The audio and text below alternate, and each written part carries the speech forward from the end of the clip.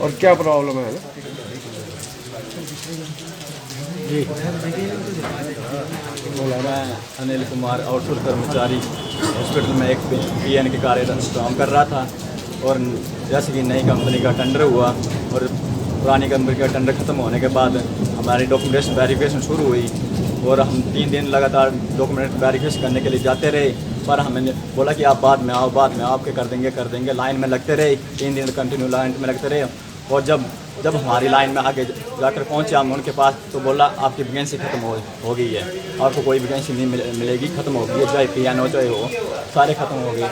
जैसे जो भी कर्मचारी जो डाटा एंट्री ऑपरेटर था, लैब टेक्नीशियन था, वो अपने लैब टेक्नीशियन जब उनके डॉक्यूमेंट्स चेक किए गए, जो एलिजिबल नहीं था उसको उन्होंने बोला कि हमें PN बना दो, उनको PN बना दिया। और जब PN की बारी आई तो उनको बोला कि आपकी वैकेंसी ख़त्म है, आपको कोई वो नहीं मिलेगी, आप जाओ मर्जी जाओ। नहीं कि मेरी वैकेंसी तो हम कहाँ से दिए। तो हम 3-4 दिनों से लगातार भटक रहे हैं, कभी DC सर के पास जा रहे हैं, कभी SDM सर के पास जा रहे हैं, MLA सर के पास भी गए, हम हर जगह जा रहे हैं पर हमारी कोई सुनवाई नहीं हो रही है। प्रिंसिपल सर के पास भी गए पर हमें अंदर बुलाया भी नहीं गया है। ठीक है, हमारी मांग है कि हमारे साथ जो अन्याय हो रहा है, इसलिए इनका कुछ ना कुछ किए, जो सारे कर्मचारी आए उनका कुछ ना कुछ किया जाए। तो हम 2-3 सालों से लगातार काम कर रहे हैं, कोविड में काम कर रहे थे, जब कोई ड्यूटी करने को तैयार नहीं था तभी हम ही ना ही घर जाते थे ना ही कहीं जाते थे। पर कोविड में हम लगातार सेवाएं देते रहे थे। आपसे हमारा यही अनुरोध है कि हमारे लिए कुछ ना कुछ सोचा जाए, हमें दोबारा अपॉइंटमेंट दी जाए। अगर आपकी ये डिमांड पूरी नहीं होती है तो फिर आप क्या करेंगे? तो अगर हमारी ये डिमांड पूरी नहीं होती तो हम कोर्ट तक जाएंगे। अगर कोर्ट में सुनवाई नहीं होती तो हम भूख हड़ताल तक भी बैठ जाएंगे। कितने हो रहा होगा ये? चल पंडित मेडिकल कॉलेज चंबा में कार्यरत आउटसोर्स कर्मचारियों को बाहर का रास्ता दिखा दिया गया है मास्क और ये आज कार्यालय पहुँचे। 1 मिनट भाई, थोड़ा खुली के बोलना है ना।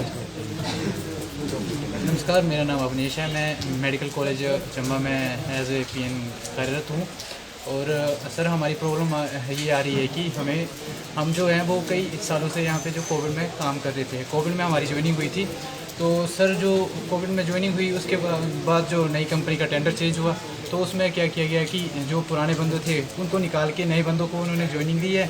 और जो पहले जो लैब अटेंडेंट थे या कई डाटा एंट्री ऑपरेटर रखे गए थे, जो उनको डॉक्यूमेंटेशन के लिए बुलाया गया। हमें तो सबसे एंड में बुलाया गया, उनको डॉक्यूमेंटेशन के लिए बुलाया गया।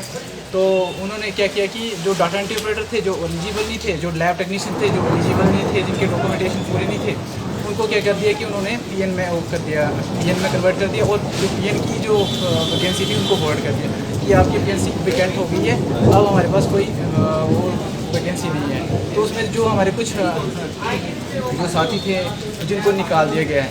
तो मेरी यही सबसे वो है कि प्लीज़ जिनको भी निकाला गया उनको दोबारा से जो है वो इसके क्या बोलते ज्वाइनिंग दिया जाए, दोबारा से उनको उसमें लिया जाए। हम जो PN है वो सारे जो मैक्सिमम इसमें ऐसे PN भी है जो डाटा एंट्री ऑपरेटर के लिए एलिजिबल है।